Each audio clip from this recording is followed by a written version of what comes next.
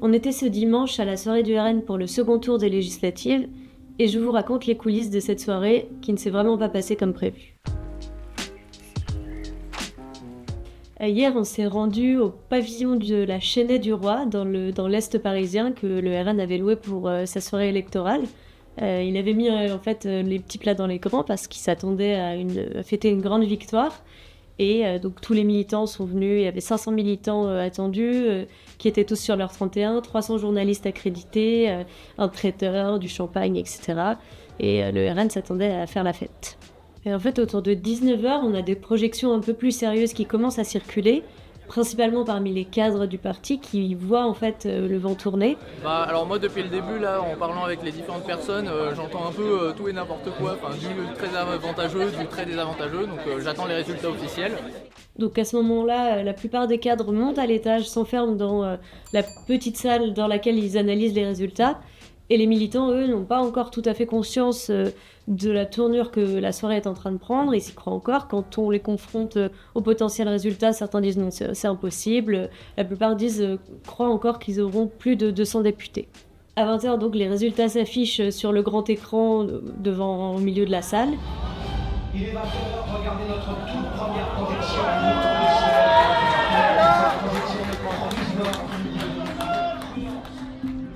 Et à ce moment-là, c'est vraiment la claque. Tous les militants, moi j'étais au milieu de la salle, entourée de plusieurs militants, pas mal de jeunes. Et une jeune fille qui en venait absolument pas, qui s'est effondrée en pleurs au milieu de l'allée, soutenue par deux de ses camarades. Tout le monde se tenait à la tête dans les mains. Personne ne réalisait vraiment ce qui était en train de se passer. C'est une énorme surprise parce que face à ces résultats, la coalition Macron, Socialiste, Front Populaire a fonctionné. Ça annonce des mauvais jours, ça va devenir ingérable.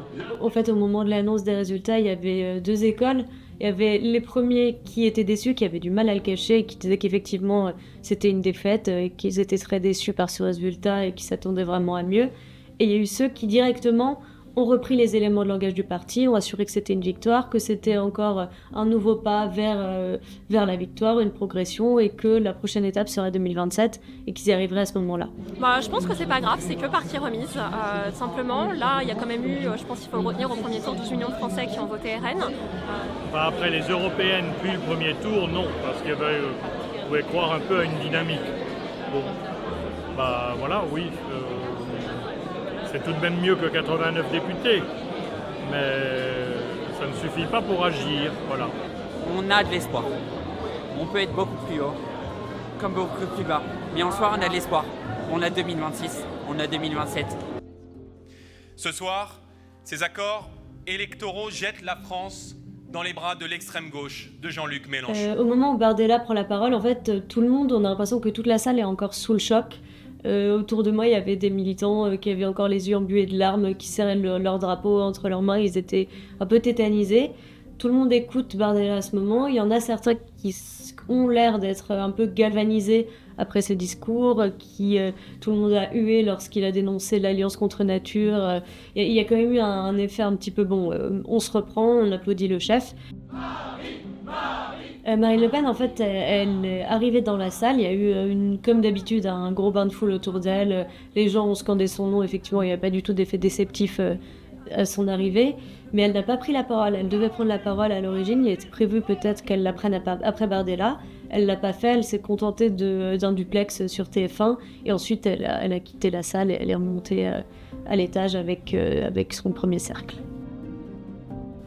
C'est un échec quand même pour le RN parce qu'il y a 2 semaines encore, il s'imaginait avec une majorité absolue à l'Assemblée, plus de 289 députés, Jordan Bardella qui serait arrivé à Matignon. Aujourd'hui, ils ont à peine atteint 150 députés, ils sont à 143 avec leurs alliés, 126 seulement pour le RN lui seul.